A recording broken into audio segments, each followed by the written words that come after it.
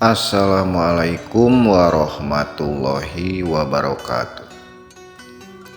Dipedar anu katiluna dina perkawis welas asih.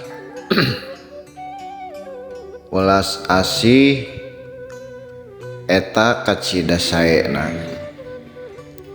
Lamun eta welas asih sumping nati Allah. Tapi lamun welas asih eta datang nati setan, eta welas asih anu pinuh ku nafsu.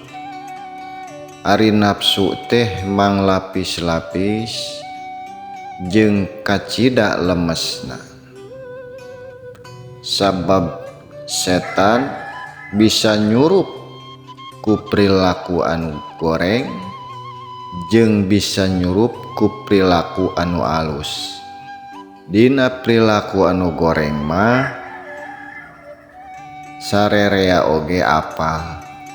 Tapi dina perilaku anu alus ta eta anu teu kabaca ku manusa, teu kabaca ku diri urang. Sabab setan teh dimensina kacida luhurna, kacida saktina. Sabab setan mah bisa asup surga. Nabi Adam wae digodana di surga.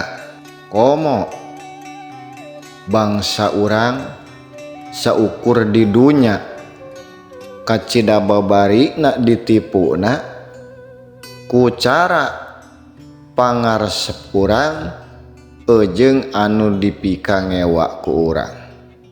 Matak sim kuring medar dina ma'rifatullah, kenal ka Allah, kenal ka diri.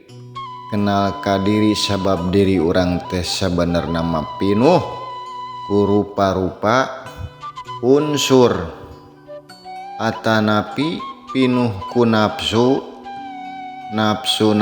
anu lemes.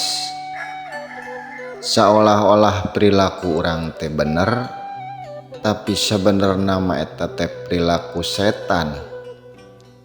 Matak dibuka dina ilmu ma'rifatullah mah eta bakal kabuka, bakal kabaca saha sabenerna diri urang, saha sabenerna anu ngajalankeun perilaku eta teh. Tah eta dina proses ma'rifatullah urang lebet kana ilmu rohani, urang bakal dipikeun eta perilaku anu dibentuk ku setan. Eta moal laku sabab perilaku anu sabenerna mah sumping nati Allah. Malah urang nawae ge teu sadar naha urang jadi bisa nyaahan, bisa welas asih ka batur. Sabab naon? Sabab urang teu rumasa da anu ngarsakeunna ge ku Allah sanes hasil kahayang urang. Akhirna lamun welas asih eta dijieun hasil kahayang urang, ujung-ujungna naon? Ujung-ujungna hayang dipikanya batur narik simpati, akhirna dipuji-puji ku batur. Sedengkeun welas asih anu sumping nati Allah mah eta mah murni. Manusana teu rumasa welas asih ka batur, tapi diwelas asihkeun ku kersa sareng kawasana pangeran. Matak bohong keneh welas asih lamun manusia dina kasadaran alam dunya, kasadaran akal eta nafsu keneh.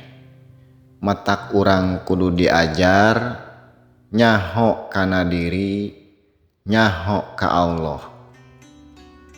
Anu sumping nati Allah mah teu tiasa ku urang dibuat-buat, direkayasa, tapi sumpingna eta teu kaduga ku urang. Sabab eta kacida suci na, kacida murni na, sumping ti Allah mah. sabab ieu kapalsuan teh geus kacida ngadarah dagingna, geus nyandu di masyarakat urang teh dina perkawis welas asih, sedengkeun welas asihna menang nafsu sorangan, narik simpati. Cenah kunaon sim kuring seolah-olah nyalahkeun, dak sim kuring anu ngalaman yen sabenerna perilaku lamun can kenal ka Allahna eta perilaku setan. Sabab dina keterangan sakumaha bageurna urang moal ditarima lamun urang teu kenal ka Allah. Sabab lamun teu kenal ka Allah nu datangna ti setan ge perilaku bageur teh dianggap ti Allah wae, dianggap bener. Nu matak ieu teh zaman parantos akhir sim kuring ngadugikeun amanah ieu sumpingna sanes ti sim kuring tapi sumpingna kalayan kersa pangawasana. Da sim kuring mah sabenerna mah teu bisa naon-naon manusia mah ngarasa bisa soten sabab ayana nafsu, sabab dina proses tarekatullah eta nafsu-nafsu eta bakal dilemahkeun, ditundukeun akhirna anu sumping nur Allah eta anu ngajadikeun sifat-sifat kamanusa, sifat-sifat anu sumpingna ti Allah. Matak agama teh kacida pisan luhungna bisa maca saha diri urang sabenerna.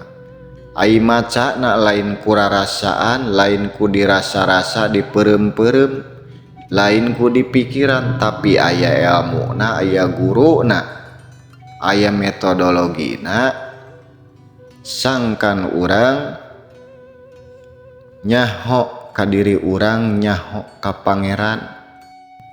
Mung sakitu ti sim kuring. Wassalamualaikum warahmatullahi wabarakatuh.